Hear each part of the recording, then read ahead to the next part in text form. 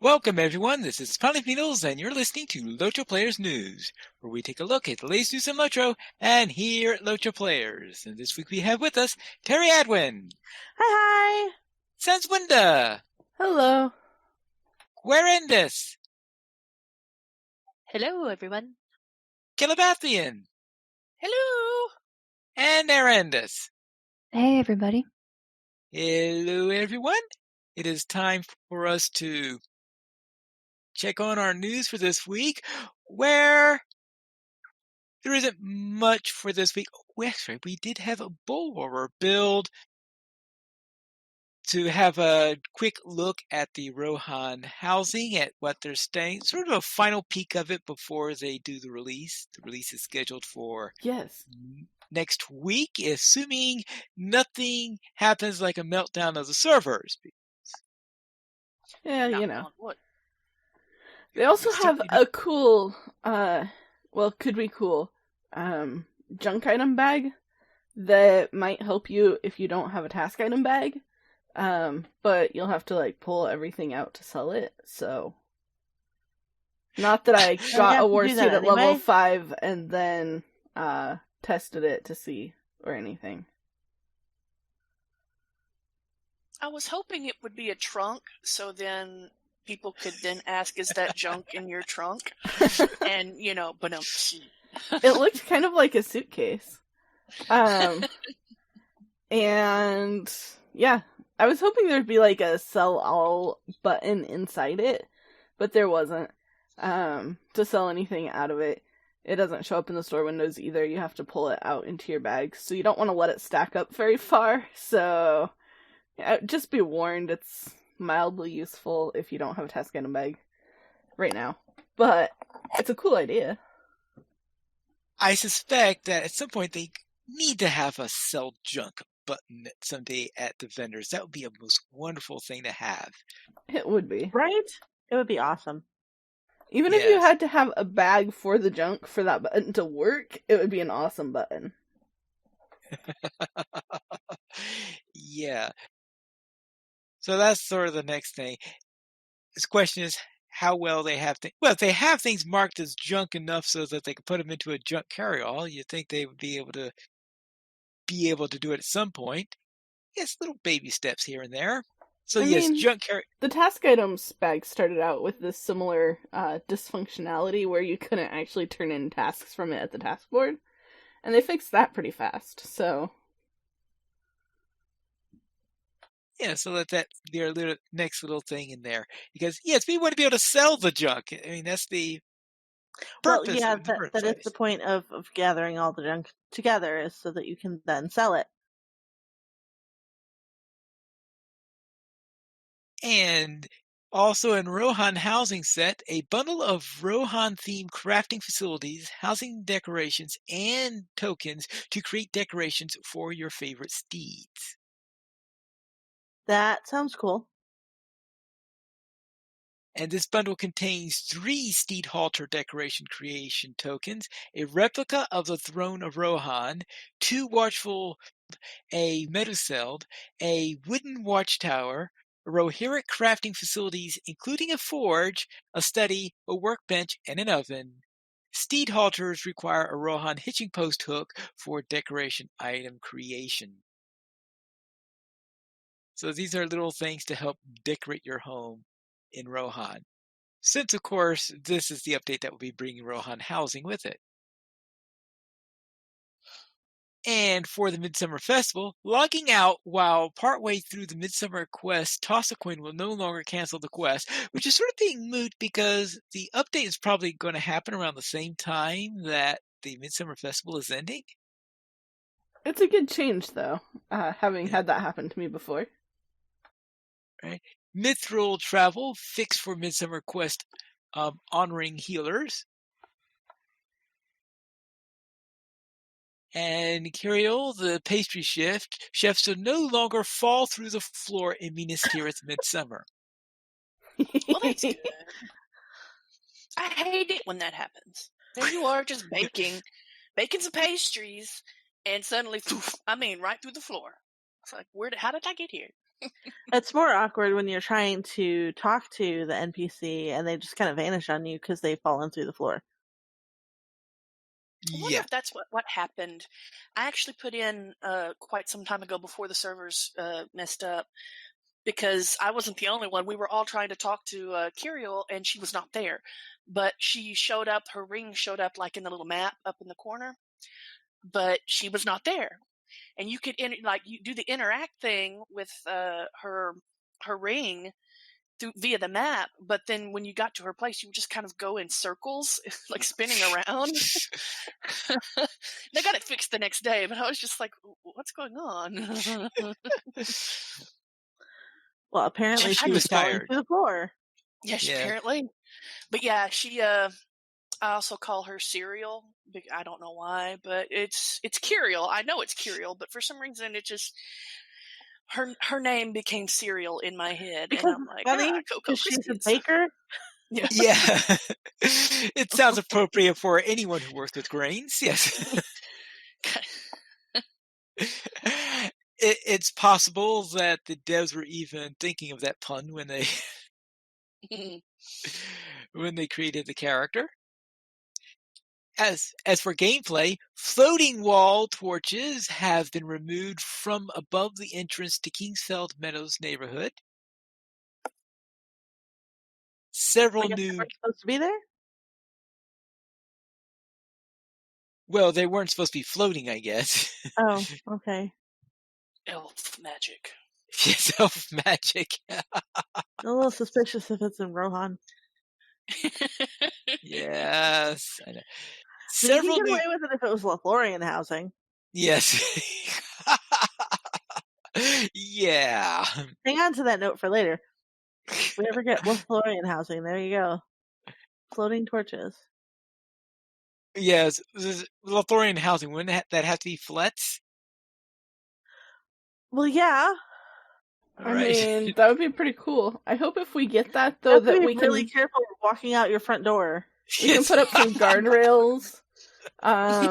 Make it a little bit safer to war steed up there. I mean, run up there with your leafy feet on. There's no place safe to war steed. No place is safe. Fair. Not even Rohan, where you're supposed to war steed, is safe. It's fun, though. I didn't say it wasn't fun. I just said it wasn't safe. That's possibly what makes it so fun, is that it's not safe. Well, that's... Yeah, see, I make it all unfun by using things like the trot setting.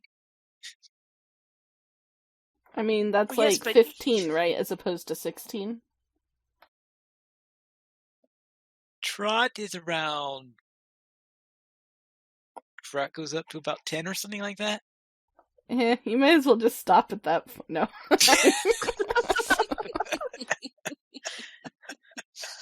was about to say, but get off the horse and walk at that point. I was about to say, of course, Pine Leaf is responsibly doing something. I mean, it's responsibly war steeding, you know.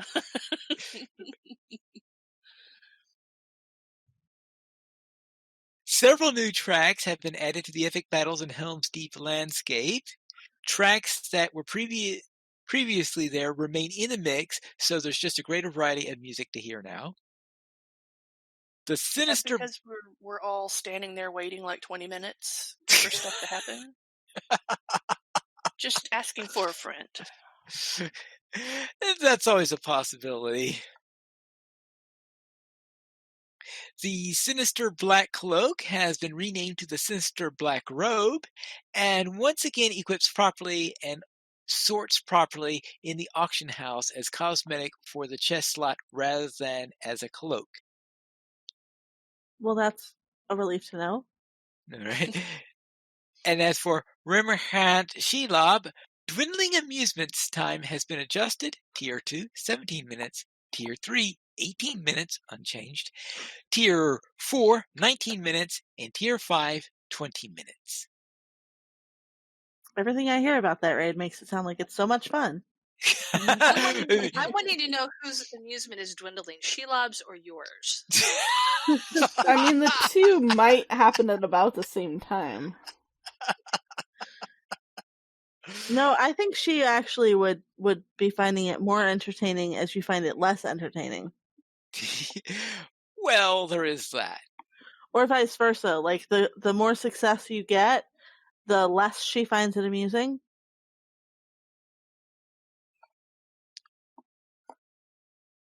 Makes sense. Inverse correlation there would definitely make sense. Yeah. As for PvP, War Leader's command post Summoned Banner will once again grant buffs to monster play characters that are within range. Wow, that explains a lot.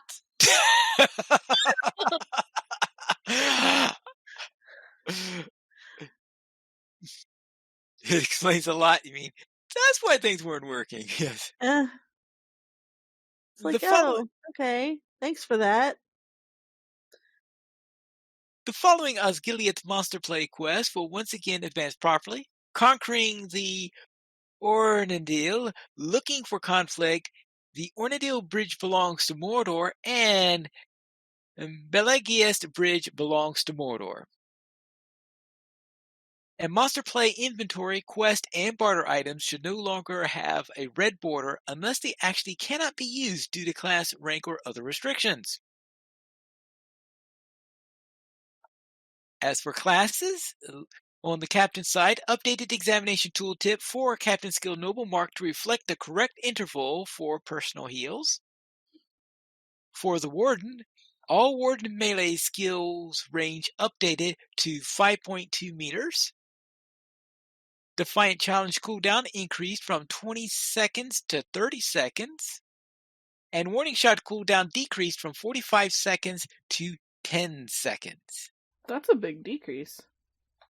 So I can give as many warnings as I like. I just have to be careful how often I defiantly challenge. As Well, for there's only the so many warnings that you can give somebody before you really need to act on it, or else they won't believe you.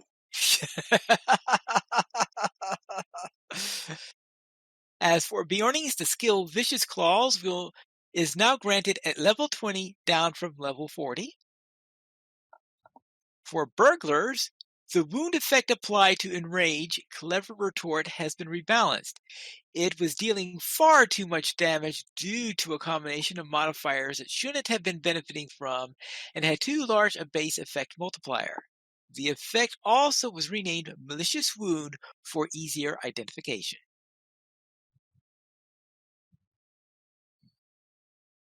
And that's it for the changes in there. And of course, it had all the stuff that was in the previous round of Bull Roarer also. The current plan is for that to be released next week. They're going to make a decision on that on Monday on whether or not they are ready to release. They just want to have one more pass through to make sure that nothing is seriously wrong before they get around to doing that. And with that will, of course, mainly come Rohan housing and Western Rohan for the legendary server. With that out of the way, we next have the Tournament of Twins Register of Heroes. Yeah, they released a leaderboard for Tournament of Twins. Yes. Which I actually recognized a couple of names on here, which I didn't think I would, mostly because you had to create totally new characters. But, right. Like Scotch is a character that I know that's up at the top. Or near-ish the top, I should say. Some of the names actually made me go, really? Why would you name this? Why? Why would you name your character this? Yes, that is actually was also a tradition on the what was that, on the special server on the DDO side, the hardcore server, where some people come up with the silliest names such as Invincible or something like that, just daring the server to kill them. Well, that's when you're just begging for somebody to come by and kick your butt. Well, in that case, though, on the DDO side, it wasn't a PvP server. It was that was just hardcore, which means you died, you were dead completely. Okay, now I'm looking at some of these. Nooblet. Yep. Freepy. Yes. So we had all sorts of weird names that they came into here. Milo a champ. Gigabyte. So some of these names you're wondering, like eggs is Yeah. Fleabite. I guess that's or, Gigabyte's cousin. and one person said had a name of No. No. Yeah. So we had quite a variety, and this looks like a list of all the people that finished with at least 20. Looks like everyone that finished with at least 20,000 at the end of this that we might guess to it, since the lowest number that we've got here is 20,300. So who won? This whole thing was about the twins fighting over who had, it's a, yeah. So who won? I believe that's something that's going to be published in a little bit of a story or something like that. But that is something that some people might be interested in, yes, knowing about this. But I guess from the player side, the 4 people that finished on top were Errol Thane, Ping Lu, Olabo, and Mercury. So Yeah, congratulations. but it doesn't actually tell us which side. Yeah, that is an interesting question, right? Or were they all in the same side as a team, or were they from different sides, or what? That would be something that we want to know. We want to unless know. the way they're displaying the twins' names gives us a clue, like it's Elrohir's name first instead of Eladan. It's not alphabetical order. No idea. I don't know, but now whoever wins out of the twins is going to be unbearable for the rest of eternity. Right. So And not only that, they're going off to the west after this is all over, and it's like, who cares now? It's like you left Middle Earth. We don't care now. We're going to move along. Yay, you won. Don't care. See ya. Bye-bye. Have fun, telling the elves about it for the 100th time over in... They're going to squabble on it on the whole time they're sailing over to the west. And then they get there and they're like, yeah, we don't care. Shut up. I can just hear Elrond.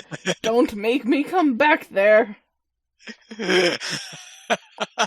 I will turn this boat around. He takes his shoe off and starts slapping him. Yes. There's a reason why Elrond leaves several years before his sons do.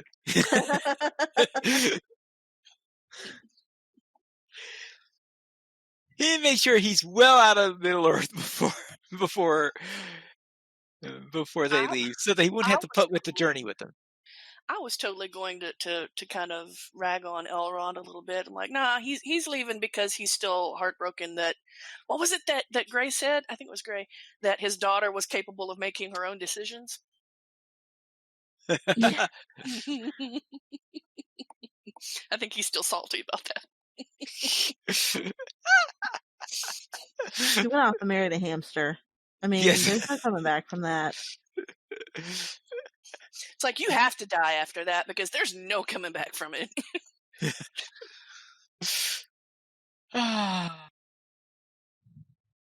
Let's head into the LOTRO Beacon issue 169, where there is a little bit of a celebration at a banquet, it looks like.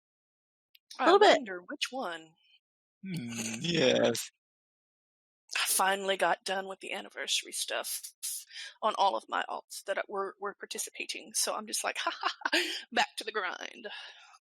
Yeah. Let's then head into the community spotlights, where Laurel's LOTRO Den has a new guide to Helm's Deep. I would presume this is relating to the new quests that you do in order to bypass the epic battles. Doug Lendauer and his wife Ori return to LOTRO stream on Twitch. And Correlay shows off LOTRO in ultra wide, so you can click to see his video. Ultra wide, 3D, or is it 5G?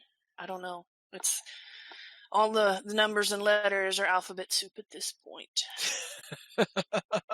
It's so real. It's like you're there. Let's then head into the kin hall. The Warriors of Camelot is a rank 10 kinship on Gladden that likes to keep it fun and casual.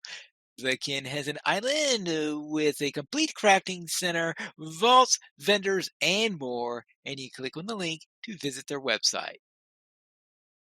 Now, for this week's comment, what is the prettiest flower in Middle-earth? The purple Apparently the ones. sunflower. Nah. The purple one's covering that one hill, Grandis. Yeah, it's Dulbaran. I was just looking it up when I saw the question. Dulbaran outside of Fourth Brond. There's the hill where the battle was between the Rohirrim and the Dunwich. Yeah, but it that just is the feel the purple. I think it's supposed to be like heather or something, but it's just I think it is amazing. Heather, yeah. Yeah, I think they incorporate the name in the name or something like that. See. So if you ask those couple of elves during the spring festival, it's the sunflower, which we didn't know was growing, even though we literally walked past a whole bunch of them in Shire. It's not their fault because half of them didn't even describe it correctly. They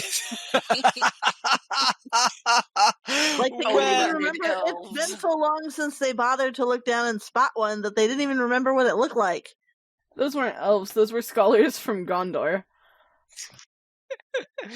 Yeah, the Gondor scholars weren't exactly the most knowledgeable on what a sunflower looked like. Oh well. I just don't know how they didn't see them when they were walking into the Shire it's like everywhere you turn, there's a sunflower. It's like, how did you find the one path that had no sunflowers? It's like when you say, oh yes, this painting that must have been made thousands of years ago. Yeah, I painted it yesterday. Right, and the paint's still wet. It's like, literally, if you go 100 yards to the north.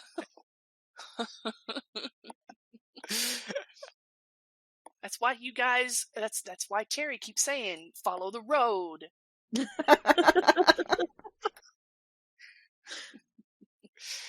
That's why you follow the road, is so that you see the sunflowers? Yes. You don't spend like 1,000 years looking for sunflowers that aren't. That's how you don't get lost. But since I don't wear an easily lost title,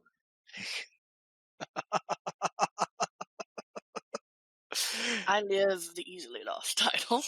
You live the easily lost title. No, I was running through some stuff today, and I kept on getting turned around and going back the way I came, and then realizing it and looking at the map, going, dang it. And then I turn around and run back the opposite way, and then I'd get a little bit farther and, kill a boss and, run back out. And I'm like, this is oddly quiet and familiar. Why are there no things to kill? And then I realize I'm running back the way I came again. And I'm like, yeah, this is why I don't lead groups. That's why you don't lead groups. All right. I don't lead groups. I rarely ever say, hey, I know the way to go. Follow me. Only when I am 100% sure. So it's not all that often. I presume that if you ask Samwise, he might say something like Eleanor. So I don't think you see that all that too much in LOTRO, do you? I think Eleanor is Elvish for rose, isn't it? I don't think so, because it would have to be a yellow rose if that's the case, because the Eleanor has a golden color to it. Yeah, there is an Elvish word for rose, and he named one of his daughters I supposedly named one of his daughters after it. I don't Well, know. I can't remember which one. Sam named his first daughter, his first child, Eleanor. But yeah, just random. I was about to say, I know they have roses because the elves have a word for them that, Sam went, oh, that's pretty. I think I'll name my little girl this. And so he did. And let's head into our fan site news then. Last week, we discussed the recent downtime. I think this is the first time that they referenced our show based on what we talked about rather than based on the title. I actually like how we totally talked about, the servers and the data center and stuff. And then like the next day is when, they actually come out with, it wasn't code. It was actually, I I was keep like, telling hey. you guys they listen to our show. And let me tell you something. When I found out that they listened to our show, there was much squealing because I happen to know that one of the devs that listens to our show is Made of Lions, who is my favorite dev because he's written most of my favorite stuff in LOTRO. Wait a minute. Did he write the very unfortunate Evendim Ranger part that you're always commenting we need an apology for? Oh, probably. Which I still say we need an apology for. Say that a little louder into the mic, Terry. Directed accordingly. I'm still waiting. I'm still waiting for that apology. Having to sit through that is like having, I would rather have nails on the chalkboard, honestly, than having to sit through that quest. Ooh, boy. Chickening Around has a new comic.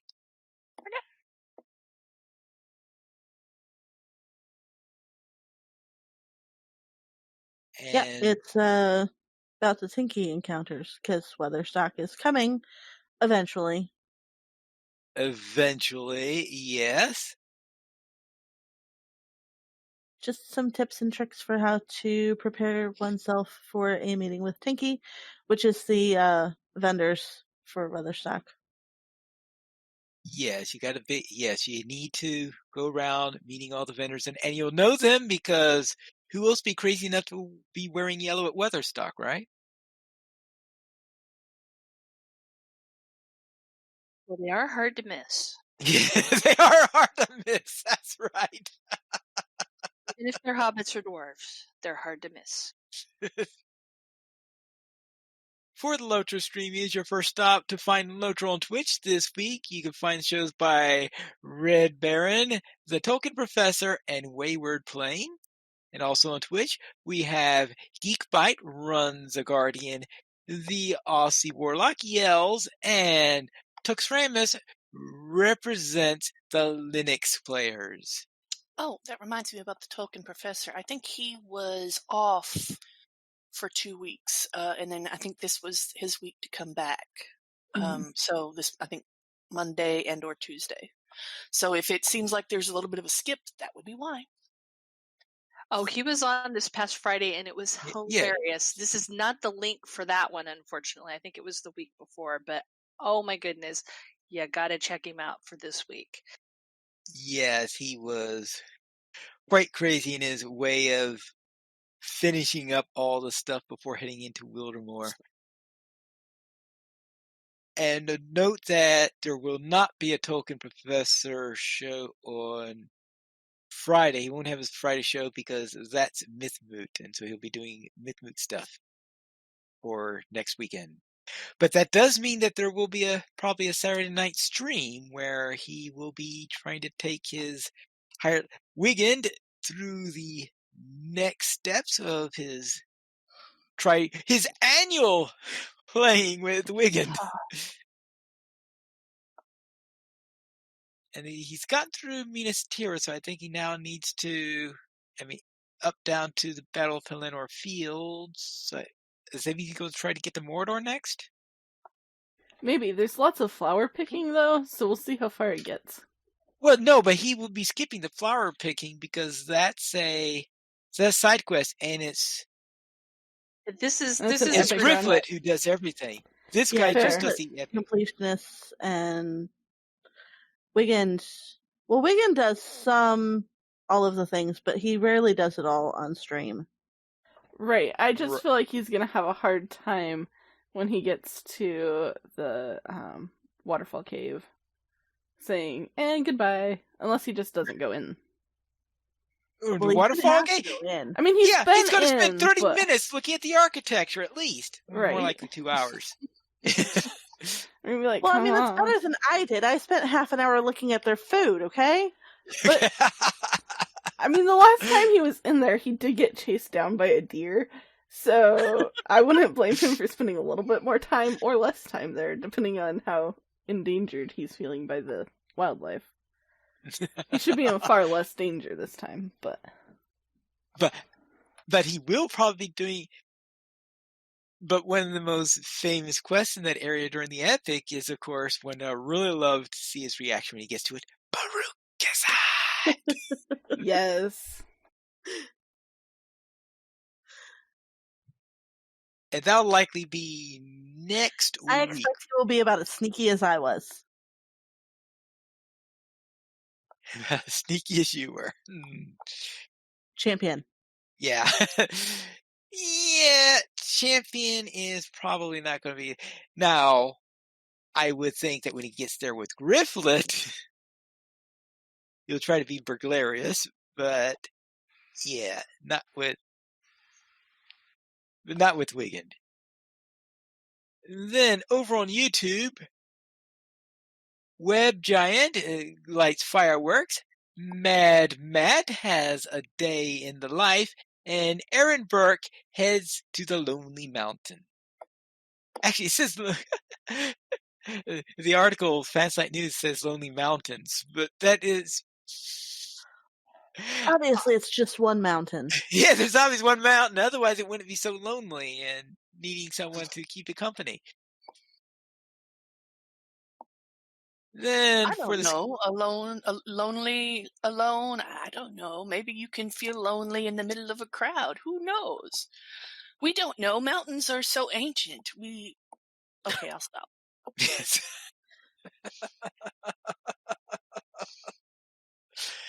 For our screenshot of the week, Valkyrie tends to her horse in this week's screenshot. Thanks for sending it in. You can submit the screenshots through contact@StoningStoneGames.com. Okay, she's tending to her horse. I thought she was telling it off, by the way. I know. I was like, is she tending to it or is she like cussing it out? And I saw what you did. So don't you be... Well, it's not her horse she's tending to. It's one of the horses that you either have... it's probably the one you have to feed, because it doesn't look like a disheveled horse. You know, you have the stable quest where you have to feed the horses, right. And then you have to brush the horses. This is a feed the horse. It just doesn't show the apple that you're feeding the horse. Right. And that is it for our beacon for this week. Then let's head on into our store sales. And what's on sales this week? Let's see. Our weekly coupon gets us a free dark green die with coupon code darkgreendie now through August 6th. And we have 20% off Virtue Acceleration Tomes, Trait Slots, and Skill and Slayer Deed Boosts also through August 6th. So not lots. Nothing I would spend money on. Or LOTRO points. Then let's head into our site news where we have Chapter 2 of A Burglar's Tale. And it looks like things are getting stranger and stranger. Slightly, yes. Morkendeer has finally made it to Bree and realizes that he's going to have to, find Strider. And, at first he's like, good luck with that. But, all the dying words of the ranger is, go to the prancing pony and, and he'll know where he is. And, Morkendeer's just like, I'll try. Okay. So off he goes. And sure enough, Barlaman is like, talking about the Rangers and how everybody's scared. And there's this one dark, kind of scary, figure that, he really isn't sure he wants in his establishment, but he's paid for his room and his money's good. So those Rangers, they're scary. And it says his name is Strider, and Morkinder's like, of course his name is Strider. So this is one of kind of like what I mentioned last week about playing kind of in between those little lines of dialogue that we get. I kind of throw in a little bit there and weave it in a little bit so that we get to see, Morkindir and, meeting Strider again, and kind of, not necessarily reading him the riot act, but they actually talk. They haven't really had a time enough to discuss anything. It's like, okay, Arquette is in danger. Go, run. And, horse, what is that? So after, they just haven't had the time. And then, Strider's like, I have some more important things to do than sit here. I got to book it. So all of a sudden he's face to face with this guy that, abandoned this entire town to die, as well as his ranger charge. And it's like, okay, what was up with that? And they kind of come to understand, or rather he comes to understand what's going on, etc.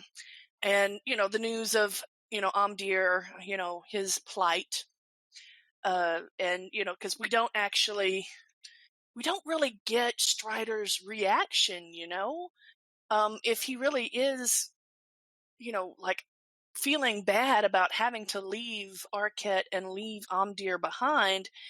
In the game, we just get like kind of a throwaway piece of dialogue about, oh, this is dire news if Amdir has escaped, or, is running around, or, doing this, we kind of don't get to see that. And I don't think it's necessarily because Aragorn is, just, that manly that he's not, going to show feelings, because I'm pretty sure that he is upset because the Rangers are his people, they're his family. So for Amdir to, basically go bad like that, it needed more than just, oh, that's pretty bad news, no, really? So I kind of threw in a little bit there, kind of getting in a little bit more that, since we're in the kind of, we're kind of getting into a little bit here going, okay, this is why I did it, mostly, had to leave you behind there and that. And, oh, hey, by the way, because you left, Amdir is running around being a serial murderer. He turned into a serial killer, and I don't mean cereal as in the lady at Midsummer.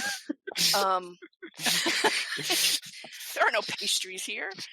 So, yeah, so I kind of start off by going through a little bit of that to kind of give a little bit more stuff there, because I know that Strider probably does, feel more than what we are allowed to see. And so once we get that going, it's time to run off on, the whole, let's run back and forth and do this, that, and the other. We kind of go off with, Strider. And again, we have that, okay, let's go. We have to go off to the camp full of brigands, because I think that's where all of the evil people are. And that's probably where Amdir is. We have to go stop him. And of course, there's that little thing in the back of your head going once again. So you ran off and left Arquette to die, but you're going to leave and go kill Amdir now?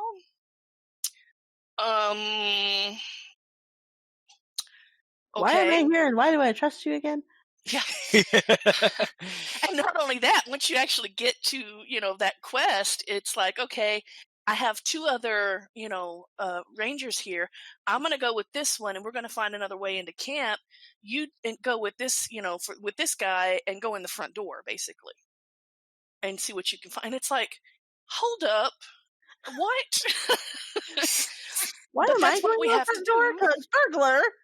Yeah.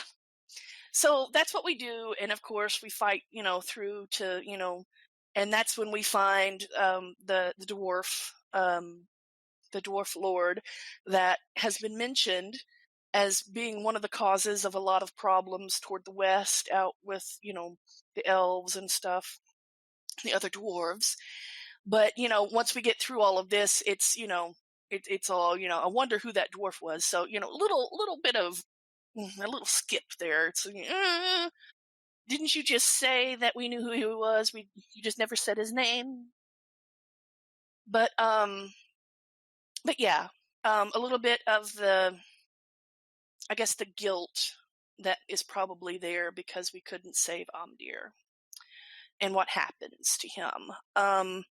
And the fact that the bad guys got away, of course. Spoiler alert for like the last 10 years, Um 12, I guess, at this point. But 13. But yeah, so yeah, and then we come back and it's like, okay, I have a person out here, we need to go talk to him, and that whole quest line, and then we go into Buckland and go chase crows. And I get a little bit more with I actually do mention the first big burglar centric quest for their some of their skills that they have with Atherall took with the mushrooms, which I really like how it's like these men shouldn't these men shouldn't have these mushrooms, they don't deserve it. And I'm just kind of looking at him like, you realize I am a man, right? So we deserve it. And it's like, you make no sense, sir. But yeah, that whole thing happens, and then there's the crows and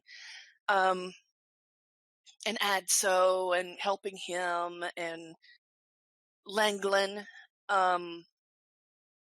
When we finally get to Langland, and he's wounded, it's there's never really that idea behind it, but Langland says, "Oh, the Black Riders, they rode me down and I'm hurt."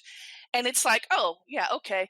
No, the last time we saw a Black Rider hurt somebody, he became a murderer and started killing people and became like a red-robed figure in the end, and he started to serve Sauron. So, of course, Morkendir is like, when he hears that, he's just kind of like, okay, let me just grab my weapon. And Langland's like, nah. They just rode me down. They didn't actually stab me. We're good. And Morkendir's like, okay. If you keep say an eye so. on you. I'm gonna keep an eye on you, though. So yeah, come to find out, there's mention of the enemy's ring, and it kind of struck me. I'm like, okay, do we as characters know much other than the like the old legends and stories from like 2,000 years ago about the ring of Sauron? Not even that, because it's according to Gandalf, we don't really like when they introduce it in the Lord of the Rings. Frodo has no freaking clue what he's talking about. Yeah. So I mean, it just kind of, I was at that point in the story actually, and I was like, you know what? Do I as a character know anything about this? And I think maybe that there's like the old story about how Sauron fell. And that's probably how someone might know about Sauron's, ring. But it's been 2,000 years, and so it may have basically, it's just an old story. You know what I mean? And not everybody knows it, but you probably have. It's almost like Greek mythology for us. It's like not everybody knows it, but then it's like Sauron's ring. The enemy, the One Ring, the one that Isildur, cut off the finger. And then it's like, oh, okay, that one? Holy crap. Yeah, so I kind of struggled a little bit with that, because on the one hand, if my character doesn't really know about these stories other than the fact that they're stories, um how is this news even going to be big for him? The Rangers probably understand because they're Rangers. I mean, that's kind of their thing. They know about that kind of stuff. But yeah, that's why I kind of threw in the whole thing about I thought it was supposed to be the size of a gold coin and blazing with fire, and not just a ring, like a normal ring that's basically nobody even looks twice at. It's because the stories are probably it's Sauron's, and it's fiery, and it's the size of a dinner plate, and because Sauron is 900 feet tall, and because it's been 2,000 years, the stories grow long in the telling. So I kind of went with that as another way of why we probably didn't think about the enemy's ring. It's like, okay, it's just the enemy's ring. What's so big about that? He's okay. Is it a wedding ring? I mean, was Sauron married? I mean, because there's a lot of rings running around here. Once you hit the Barrow Downs, you're dealing with a ring or two, and it's. Yeah, so it's just like, okay, the enemy's ring. Which ring? There's like 1,000 of them. So yeah, I kind of put that in there, but Langland and Morkendeer actually do wind up having a little bit more of a conversation as well. That we don't really get through the story. That kind of, I guess, fills in some of those gaps in the background information. To try to help kind of connect it and make it make sense, and give Langland even a little bit more of a personality, because some of these guys are they're kind of like what Terry says. They're like random ranger number 256. It's like they're named, but we don't even know them. So we kind of end the story going on with Morkendeer basically realizing he can't really resent Strider now that he knows, and that he actually considers him a better man than himself. And we kind of end on the note of basically being told, Langland basically saying, "Oh, I don't know what to do about, okay, we had crows flying off in the old forest. I don't know how we're going to find them, because it's like 3 crows in, several hundred square miles or something. It's like a needle in a haystack. I don't know what to do. Go talk to Strider." And, Morkendeer's like, what's Strider going to do? And he's like, Langland's like, I don't know, but maybe he knows something I don't. Okay. And sure enough, he does. He talks about, Ben-Adar, AKA, what is the I one? Yarwin Ben-Adar. Yarwin Ben-Adar, yeah. And, AKA Tom Bombadil. He lives in the old forest. He was also known by men as Elrond. And now that is a story that I think he's heard of as Elrond, because apparently I want to say that Tom has settled in the old forest, but Tom has been like in a lot of places, and that's why he's known by a bunch of names. He's been here and there. People know him by these different names. And so he's more than likely, he's more than likely more known than the One Ring. But they're all stories, because it's like, oh yeah, back in the day there was, the first Elrond, and he was, this, that, and the other, and it's like, the stories about him, but nobody really thinks that he's still alive anymore, because holy crap, I mean, he was the first one ever or something, it's like, he can't be around anymore. He probably like died a long time ago. But we kind of end with Tom Bombadil, our character. We have to go see him. Morkendeer's no different. He has to go see him, but he could hear the sound of a man singing from somewhere up above on a hill once he gets into follows the Withywindle. And he's kind of wondering what he got himself into, because he sees this dude with yellow boots skipping around singing really loudly. And he's like, that is Elrond? And he's really, he's like, did something happen to him? Because he's really just praying hard that he really hadn't come to see this dude for no reason, and the oldest thing in creation hadn't lost his mind, like, a doddering grandfather. It's like, what's going on with this dude? He's supposed to be this wise dude, and he's, hey ho, no. They do. It's like, no, please. This can't be happening. So, it's we're gonna pick up in the next chapter. All of us see that when we meet Tom Bombadil. Yeah. We're going to meet Tom for sure in the next chapter, and of course, remember the first thing that we have to do when we meet Tom Bombadil is, it's like, oh hey, this is really important, and and Tom's like, I don't want to go look for crows. Psh. And then it's like, okay, fine. I'll go look for these stupid crows, the sour crows, if you'll go pick the white lilies for my wife that I was going to do instead. Just watch out for Old Man Willow because he'll kill you. That's the general gist of it. So, I mean, that's the first thing that, we have to do for Tom, and that, of course, my Morkendeer is going to have his Morkendeerish reaction, I guess you could say. But that's for next time. Yeah, but yeah, so we end chapter 2 with, I followed the river, fought with a tree a little bit, and he doesn't really understand that this tree is actually Old Man Willow. So yeah, actually he's probably fought with several trees on his way down the Withywindle, because it's the old forest and there are all those little flappy roots everywhere that want to like slap you. And anyway, so yeah, we're in the old forest at the end of chapter 2, and looking at Tom Bombadil and going, "Oh Lord, help me!"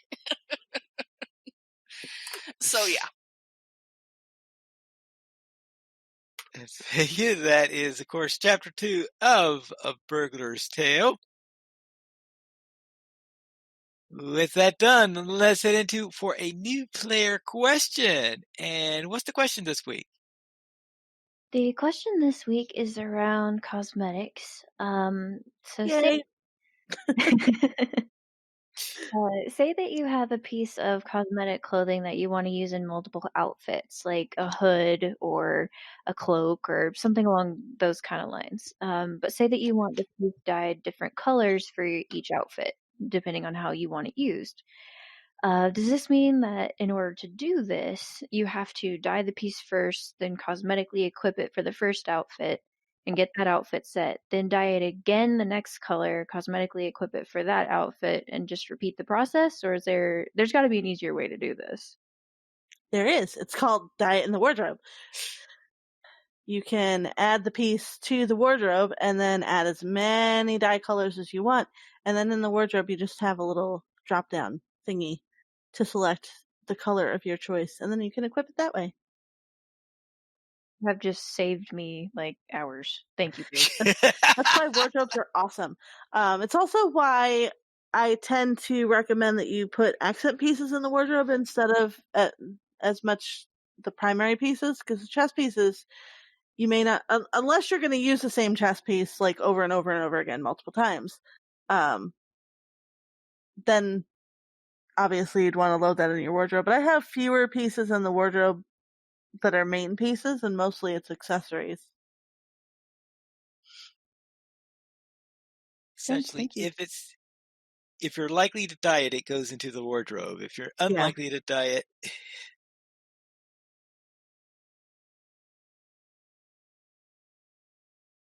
right? Does that answer your question?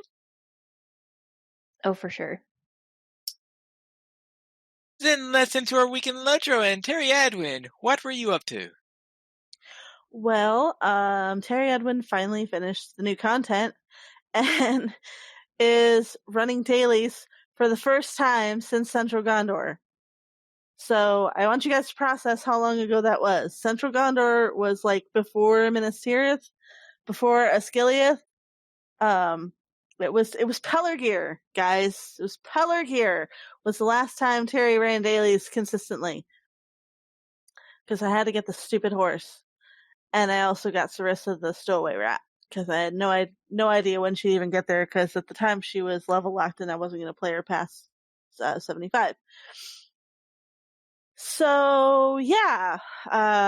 Really, I'm already kindred with the Protectors of Langflood, and I'm still doing dailies, not for the coins or rep or really anything.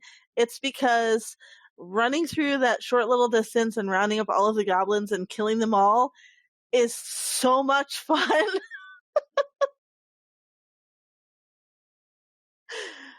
Yeah.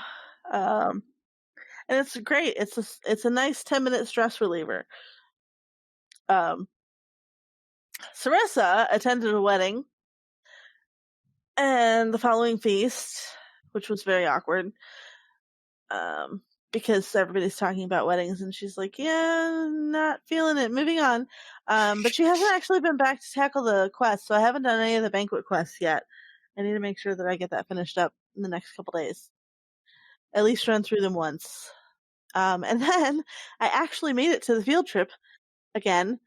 One of those rare things that doesn't happen very often, but I did. And we ran through the Great Barrow instances with a level 20 group, which was lots of fun. It's definitely more challenging, I think, to do it on level at that level, just because, especially if you're playing a class that you've played before and you're used to having all of the skills and you don't have all of the skills because you're going through going, where is this skill? I must not have it yet. I don't have that problem really. Well, I do kind of have that problem. I don't have that problem with the Regex group that we run occasionally because I'm playing a captain, which I haven't really played at high enough level to be missing skills. And I haven't played a Runekeeper. I'm playing a Runekeeper with the field trip group, and I haven't played one of those in ever. So I'm not really super missing out on skills. I think I would feel a lot more crippled if I were running the champion in the group, to be perfectly honest. Because, yeah, there's lots of skills that I miss at lower levels. But yeah, it was fun. We ran through it. We blew through the maze at level 20, and then people had leveled up. So we did Thader at level 21. And then we did Sammy. And we only had one wipe. We had a wipe in Thader because we just had a really bad pull and we still don't even really know what happened with that. I think we were just too far into the room when stuff was pathing toward us. And I was like, just take the wipe. Just take the wipe, guys. We'll start from scratch because we're not that far in.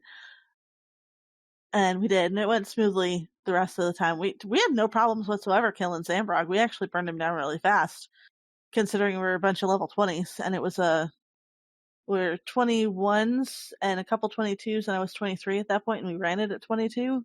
So I was very impressed with our progress. I hadn't run those instances in a long time, but it's fun doing that stuff on the lower level that they were originally intended for, and you don't have like your huge amount of skills to fall back on.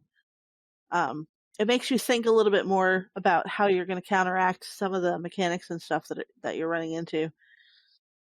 So yeah, that was my week. Calabathian, how about you?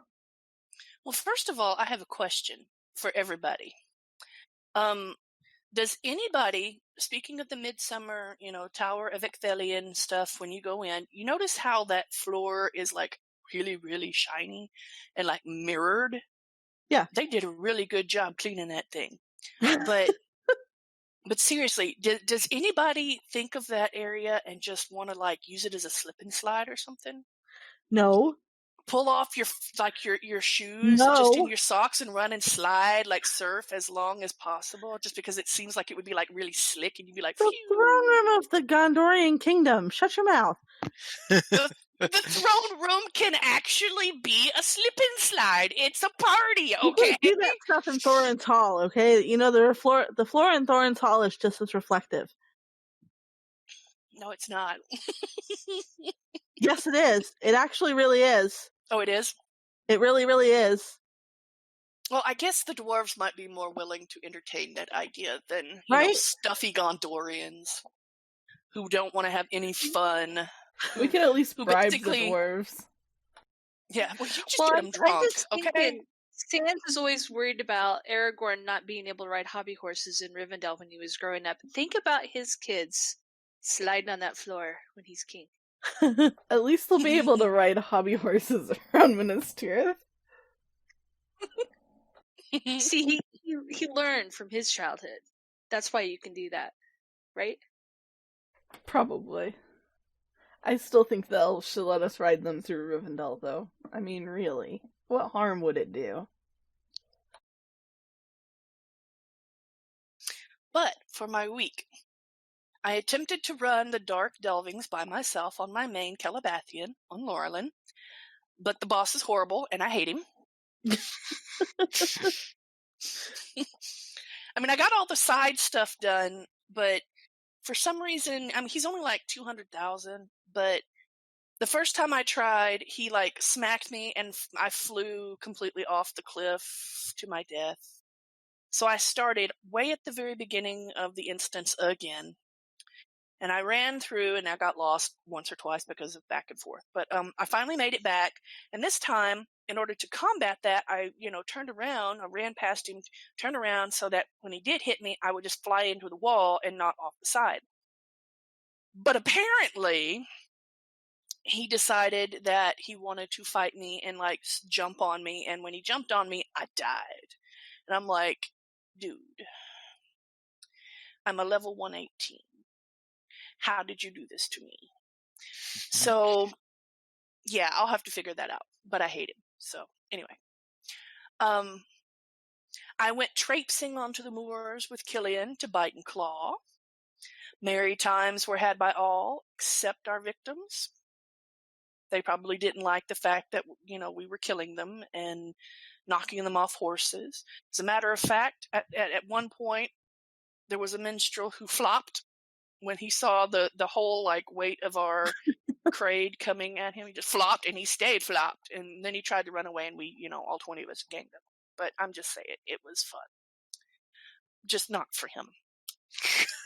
And then, of course, for girls, we didn't have really girls. I mean, we did, but afterwards, I got Hystia and I ran her through the Barrow Downs because we kind of missed doing some of the stuff in the Barrow Downs, and I'm trying to get some of the stuff there and get a little closer up in levels. And yeah, I know that's not how you do it because everything's gray, but it struck me that I had a couple things I could do that to finish off and clear out, and then I went, you know what?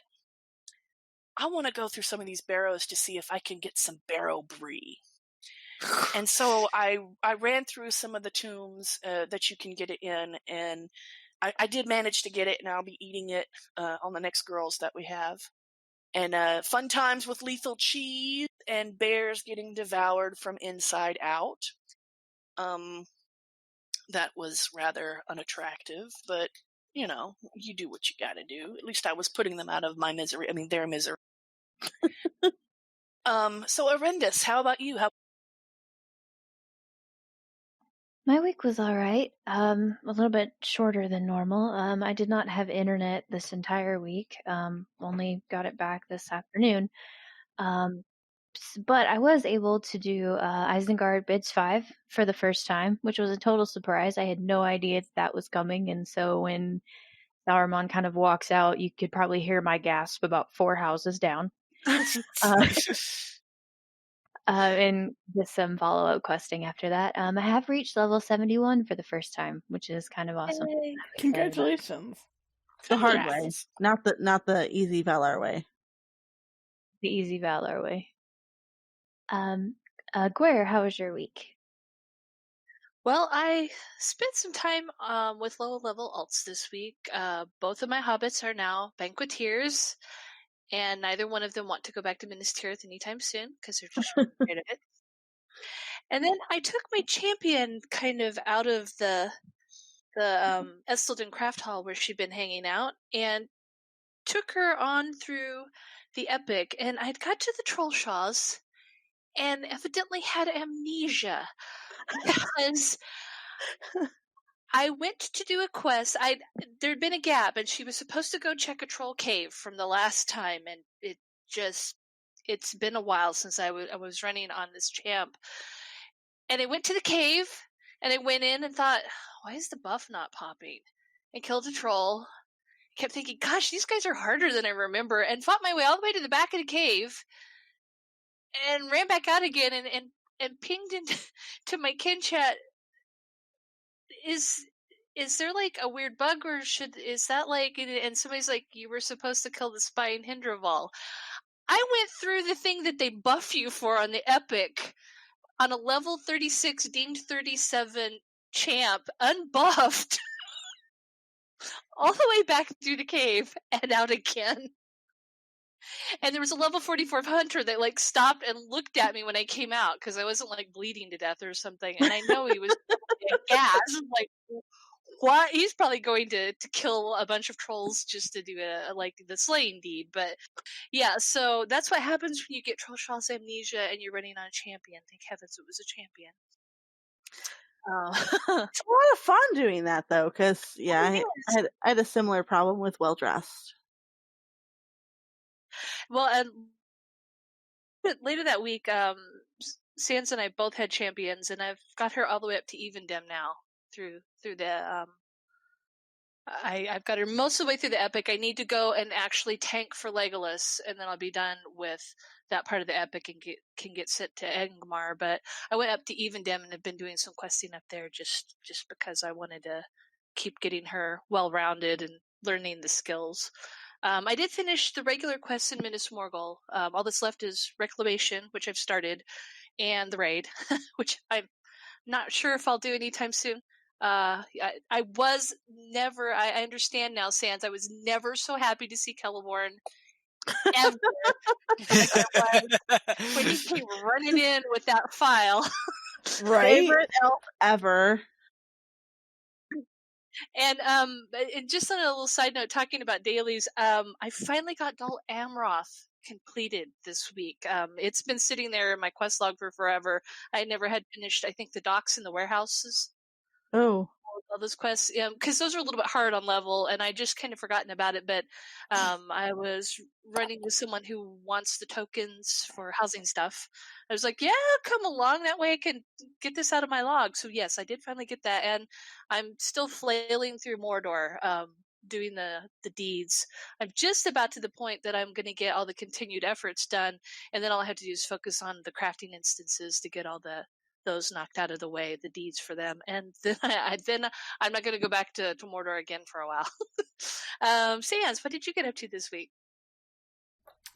Well, this week I went warging and worked on honing my gardening skills, as well as like nomming freeps and NPCs. And a burglar took exception to my excellent gardening for some reason. I actually had help with my excellent gardening. Killian is also really good at gardening, it turns out. As is the blob. And the three of us were just peacefully gardening, turning over a new leaf, and this burglar popped out of nowhere and went on a killing spree. So, there you have it. But we had some fun chasing freeps back and forth across the moors, too. And, yeah, it was cool. Had two big Afraid and a Crate out, and, like, if you could manage to not be stunned, you lasted longer. But, like, all the freeps can stun you constantly, so there were definitely a couple times that you'd, like, flop through the TR back door dead. Like, hey, I managed to get through! Chunk. And the creeps had a bunch of defilers in there rezzing us, which was really nice of them. But yeah, that was pretty fun. And I caught a hunter up for the field trip, and had fun pulling mobs in the Great Barrow instances. Mostly with permission. And mostly. Occasionally I did more DPS than I was supposed to, and that's how I pulled them. But it was pretty cool. And I finished my fem with the girls of Middle Earth. I'm a burglar. And introduced Maven to what happens if you go back and talk to Nectan again. So that was pretty cool. And she didn't know about that? Apparently not. So that was pretty cool. Nectan, aka Necktie. Yes. He kept getting new nicknames. But we were impressed with his character growth. And then my level 42 champion had been in Angmar, trying to hit level 45, getting past Watching Stones and doing his fem. Her fem. And so I decided that was a little bit much to be in Angmar for a lot of the week. So she came back out and joined forces with Gorindus's champion. And we slew many things. It was glorious. It was glorious. Lots of calls of friends! Right? And we slew many trolls and some spiders, some other things. But yeah, I caught up on some of the epic questing that I had neglected or skipped completely. And some of the landscape questing too. So that was pretty cool. That was my week. How was your week, Pine? Right. In the field trip, we did a little invasion of the Barrow Downs. That was already been described by Senswinda and Terry Adwin on that. And then on Friday Night Fight, my minstrel stormed Methydras, stood on Alansul, and struck against Dananglor.